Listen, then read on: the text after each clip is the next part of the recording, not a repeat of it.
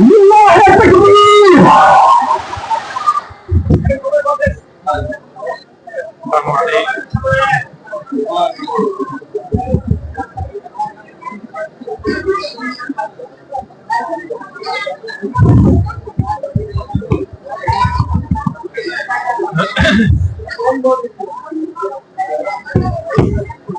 السلام عليكم ورحمة الله.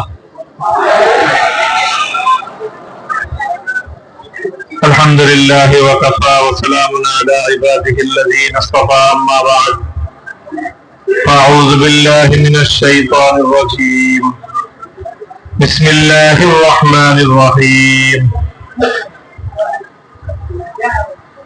يا أيها الذين آمنوا اتقوا الله وكونوا مع الصادقين صدق الله العظيم. সম্মানিত মুরব্বী সাহেবান এবং অন্যান্য দিন দরদি ইসলাম প্রিয় মুসলমান ভাই ও বন্ধুগণ, আজকে আমরা একটা বিশেষ উপলক্ষে এখানে একত্রিত হয়েছি। 1 মে সারা দুনিয়াতে শ্রমিকদের দিবস পালন করা হয়। উদ্দেশ্য হলো মানুষ যেন শ্রমিকের অধিকার সম্পর্কে সচেতন হয়। স্বাভাবিকভাবেই সকল মিল, কলকারখানা, ফ্যাক্টরি ইত্যাদি সব বন্ধ থাকে। একটা ছুটির দিনে মানুষকে কিছু দিনের কথা শোনানোর জন্য, মানুষকে আল্লাহর দিকে ডাকার জন্য একটা ব্যবস্থাপনা, একটা আয়োজন এখানে করা হয়েছে। এবং এখানে আমাদের শায়খ ও মুর্শিদ হযরত পীর সাহেব দেওয়ানা অধ্যক্ষ মিজানুর রহমান হাফিজাহুল্লাহ, তিনি এখানে তাশরীফ এনেছেন। মূলত এটা তার মজলিস, এটা একটা ইসলাহী মজলিস। ইসলাহ অর্থ হলো মানুষের সংশোধন। মানুষের যেরকম দেহ আছে, আবার মানুষের আত্মা আছে। মানুষের আত্মা না থাকলে এই দেহটাকে মানুষ বলে না, এটাকে মানুষের লাশ বলে। তো মানুষের আসল পরিচয় হলো মানুষের আত্মার পরিচয়।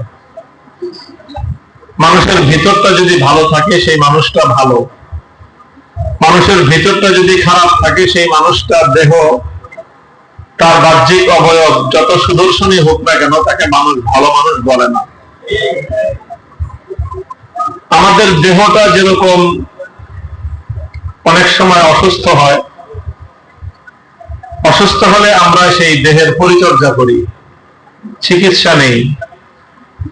অসুস্থতা ছাড়াও এই দেহটা যেন সুস্থ থাকে, এটা যেন সবল থাকে, এটা যেন কর্মঠ থাকে, এই জন্য আমরা অনেক মেহনত করি, অনেক প্রচেষ্টা চালাই, পরিচর্যা করি দেহের। কিন্তু আমরা এই দেহের উপর যতই পরিচর্যা করি, যতই মেহনত করি, আর এটাকে যতই চিকিৎসা করি, সব কিছুর পরেও এই দেহের একটা পতন আছে, আছে না? আপনারা যতই ব্যায়াম করেন, যতই জিম করেন, যতই ভালো খাবার খান, যত বড় ডাক্তার দেখান, বয়স যদি হয় 120 বছর, এই দেহের কি থাকবে বলেন? 120 বছর লাগবে? 100 বছর লাগে? 80 বছর হলে খুঁজে পাওয়া যায় না। তো দেহ একটা অল্প সময়ের জিনিস। এই দেহকে পরিচর্যা করে, চিকিৎসা করে, এটার যত্ন নিয়ে একটা সময় পর্যন্ত দেহটাকে একটু ভালো রাখা যায়। এরপরে টাইম শেষ হয়ে গেলে, এটার মেয়াদ শেষ হয়ে গেলে এই দেহকে আর কোনোভাবেই সুস্থ রাখা যায় না, কোনোভাবেই পারা যায় না।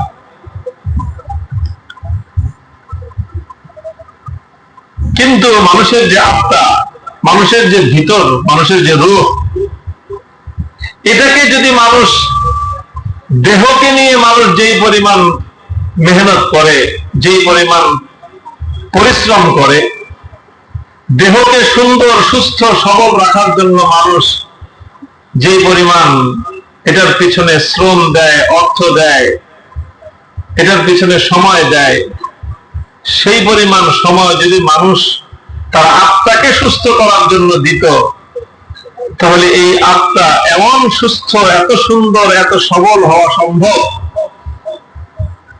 যে আত্মা তো এমন এক জিনিস, মানুষের দেহ তো নষ্ট হয়, মানুষের আত্মা কোনোদিন নষ্ট হয় না।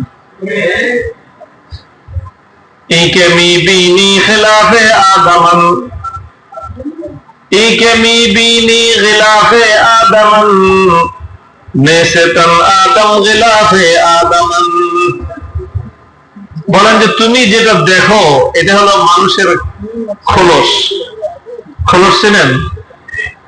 খাপ খাপ প্যাকেট। এটা দেহটা হলো মানুষের প্যাকেট, দেহটা হলো মানুষের খোলস। আসল মানুষ তো হলো এই দেহের ভিতরে বসবাসকারী আত্মা। একটা খোলসের দাম কত আর তার খোলসের ভিতরের মালের দাম কত? একটা আইফোন লেটেস্ট মডেল যেটা 17 প্রো ম্যাক্স দাম কত করতে পারেন? প্রায় 2 লক্ষ টাকা। একটা আইফোনের দাম হলো 2 লক্ষ প্লাস মাইনাস ধরে নেন। এটার উপর একটা প্যাকেট থাকে, এই প্যাকেটটার দাম কত বলেন? যদি আপনার খালি প্যাকেটটা আপনার কাছে বিক্রি করা হয়, কয় টাকা দিয়ে কিনবেন? দাম 10 টাকা 15 টাকা, এটাও কিনবো না কেউ। খরচ হয়েছে বানাইতে, খরচ আছে ঠিক, বানাইতে না হয় 100 টাকা খরচ হয়, কিন্তু এটা বেচতে গেলে এর কোনো 1 টাকার কাস্টমার নাই এটা। আর এই প্যাকেটের ভিতরে যে আইফোনটা আছে এটার দাম কত? 2 লক্ষ টাকা। তো ভিতরে থাকে আইফোন, উপরে থাকে প্যাকেট। আইফোন আর প্যাকেটের যেরকম, আইফোনটার দাম 2 লাখ টাকা, প্যাকেটটার দাম 2 টাকাও না। ভাই, আমার ভিতরে থাকে আসল মানুষ, আর আমার উপরেরটা হলো আমার প্যাকেট। আমরা এই প্যাকেটটারে ঘষা মাজা করি, এই প্যাকেটটাকে পরিচর্যা করি, এই প্যাকেটটারে নিয়েই আমরা জীবন কাটায় দেই। প্যাকেটটা খুইলা ভিতরের মালটাকে, ভিতরের আত্মাটাকে কোনোদিন একটু চেষ্টা করে দেখার চেষ্টা করি না, খুঁজে দেখার, বুঝে দেখার চেষ্টা করি না যে আমার প্যাকেটটা নিয়েই তো সারা জীবন থাকলাম, ভিতরের আত্মার খবর কি? এই জন্য মোহতারাম হাজিরিন, এটা খুব জরুরি একটা জিনিস। আমাদের প্রত্যেকটা মানুষেরই আমাদের ভিতরটাকে সুন্দর, পরিষ্কার, স্বচ্ছ, সুস্থ, সবল এবং পরিশুদ্ধ একটা আত্মা আমাদের তৈরি করা দরকার। দরকার আছে কিনা? আত্মা যদি পরিশুদ্ধ হয়, আত্মা যদি সুন্দর হয়, ইয়া আইয়াতুহান নাফসুল মুতমাইন্নাহ ইরজিই ইলা রাব্বিকি রাদিয়াতাম মারদিয়া। আল্লাহর পক্ষ থেকে ডাক দিয়ে আল্লাহ বলবেন, হে আমার পরিশুদ্ধ মুতমাইন আত্মা, আসো, বের হয়ে আসো। কিসের ব্যাটা তুই মাটির মানুষের খোলসের মধ্যে পড়ে রয়েছিস? তুই আয় আমার কাছে, আল্লাহর কাছে আয়। রাদিয়াতাম মারদিয়া, তুমি আল্লাহর প্রতি রাজি, আল্লাহ তোমার উপর রাজি, কাজে তুমি আল্লাহর কাছে চলে আসো। আল্লাহ ডাক দিবেন আমাদেরকে, আমাকে আপনাকে ডাক দিবেন, যদি আমরা সেই পরিশুদ্ধ আত্মার অধিকারী হতে পারি। আত্মা পরিশুদ্ধ হয় কেমনে? এটা অনেক বড় একটা সাবজেক্ট। মানুষের দেহ সুস্থ হয় কেমনে? এটা একদিনে এক কথায় বোঝানো সম্ভব? মানুষের দেহ সুস্থ থাকে কেমনে এটা বোঝার জন্য ডাক্তারি পড়ে 5 বছর। 5 বছর পড়াশোনা করার পরে সে এমবিবিএস পাস করে। এমবিবিএস পাস করলেই কেউকে ডাক্তারি করার সুযোগ দেওয়া হয় না। 5 বছর পড়ার পরে আরো 2 বছর ইন্টার্নি করতে হয়। কয় বছর গেল? 7 বছর। 7 বছর পড়াশোনা করার পরে আরেকজন অভিজ্ঞ ডাক্তারের অ্যাসিস্ট্যান্ট হিসেবে কাজ করতে হয়। মূল ডাক্তারের আন্ডারে শুধুমাত্র প্রেসার মাপে, ওজন লেখে, এই সমস্ত কাম করে আরো 3 বছর। 10 বছর পরে গিয়ে একটা চেম্বারে 5 টাইম বসে, আরো 5 বছর। এইভাবে করার পর 15 বছর পরে গিয়ে আস্তে আস্তে ডাক্তার হয়। তো ভাই, এই 60 বছর 70 বছরের দেহটাকে সুস্থ রাখার জন্য যে ডাক্তার, ওই ডাক্তার তৈরি হইতে লাগে 15 বছর। তো মানুষের দেহের শুরু আছে, এর পচন আছে, মানুষের আত্মার শুরু আছে, এর কোনো শেষ নাই। তো অনন্তকাল ধরে এই আত্মা জীবিত থাকবে, এই আত্মায় পচন ধরে না, এই আত্মা নষ্ট হয় না।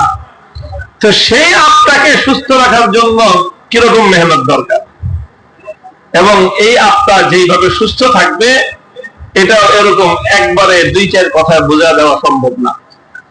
তবে একটা মৌলিক কথা বলা যায়, যেরকম আমাদের দেহ সুস্থ রাখার উপায় কি, একটা কথা আমরা বলতে পারি, একটা মোটা কথা, যেটা চিকিৎসা করলে দেহ সুস্থ থাকবে। এটা একটা কথা বলা যায় না? চিকিৎসা কি চিকিৎসা করবেন সেটা তার একদিনে বলা যাবে না। আপনার যখন যে রোগ হবে তখন সেই ডাক্তার দেখাবেন। দাঁতের ডাক্তার, আপনার দাঁতে ব্যথা, এখন তো আমার মাথার ডাক্তার দেখাইলে হবে না। আমার মাথায় ব্যথা, দাঁতের ডাক্তার দেখাইলে হবে? যখন যে রোগ হবে সেই রোগের ডাক্তারের কাছে যাবেন, সেই স্পেশালিস্টকে দেখাবেন। অনেক লম্বা কথা, কিন্তু আপনার আত্মার যে রোগ আছে, আত্মার যে সমস্যা আছে, সেটা সমাধান করার একটা রাস্তা আছে, সহজ রাস্তা। সেটা আল্লাহর কোরআন বলেছে। আমি যেটা শুরুতেই কোরআনে আয়াত তেলাওয়াত করেছিলাম, ইয়া আইয়ুহাল্লাযীনা আমানুত্তাকুল্লাহা ওয়া কুনু মা'আস সাদিকিন। ভালো লোকদের, আল্লাহওয়ালাদের সাথে থাকো। আল্লাহওয়ালাদের সাথে থাকলে মানুষের আত্মা পরিশুদ্ধ হয়। ডাক্তারের দ্বারা চিকিৎসা করাইলে দেহ সুস্থ হয়, আল্লাহওয়ালাদের সংসর্গে থাকলে আত্মা সুস্থ হয়। ডাক্তার দেখাইলে ডাক্তাররা ভিজিট নেয়, পয়সা নেয়, টাকা নেয়, সিরিয়াল লাগা থাকে ডাক্তার দেখানোর। আল্লাহওয়ালাদের সোহবতের জন্য মানুষ ডাকতে থাকে, আল্লাহওয়ালা ডাকতে থাকে, আসো আমাদের কাছে, পয়সা লাগবে না, তুমি শুধু একটু মেহনত করো, একটু শ্রম দাও। কিন্তু আমাদের সেদিকে মনোযোগ নাই। মনোযোগ নাই কারণ কি? কারণ আমাদের কাছে আইফোনের চেয়ে তার প্যাকেটের দাম বেশি। আইফোনের চেয়ে প্যাকেটের দাম যার কাছে বেশি, তাকে কি বুদ্ধিমান বলা যায়? আল্লাহ আমাদেরকে বুদ্ধিমত্তা দান করুন। আল্লাহ রাসূল সাল্লাল্লাহু আলাইহি ওয়াসাল্লাম বলেছেন, আল কাইয়িসু মান দানা নাফসাহু ওয়া আমিলা লিমা বাদাল মাউত। আল কাইয়িসু মান দানা নাফসাহু ওয়া আমিলা লিমা বাদাল মাউত ওয়াল আজিজু মান আতবা নাফসাহু হাওয়াহা ওয়া তামান্না আলাল্লাহ। প্রকৃত বুদ্ধিমান হলো ওই ব্যক্তি যে নিজেকে নিয়ন্ত্রণ করে চলে এবং নিজের চিরস্থায়ী জীবনের জন্য নিজেকে প্রস্তুত করতে থাকে। তো ভাই, আমি আজকে এখানে আসলে কোনো কথাবার্তা বলতে আসি নাই। আমি আসছিলাম আমার যে আত্মার চিকিৎসক, আমার আত্মার চিকিৎসককে একটু দেখাইতে আসছিলাম যে আমার আত্মাটা কিরকম আছে, একটু দেখে দেন। বুঝতে পারছেন কথা? তো আপনাদেরকে আমি এই একটাই পরামর্শ দিব, আমি নসিহত বলবো না, উপদেশও বলবো না। এটাকে কি বললাম? পরামর্শ।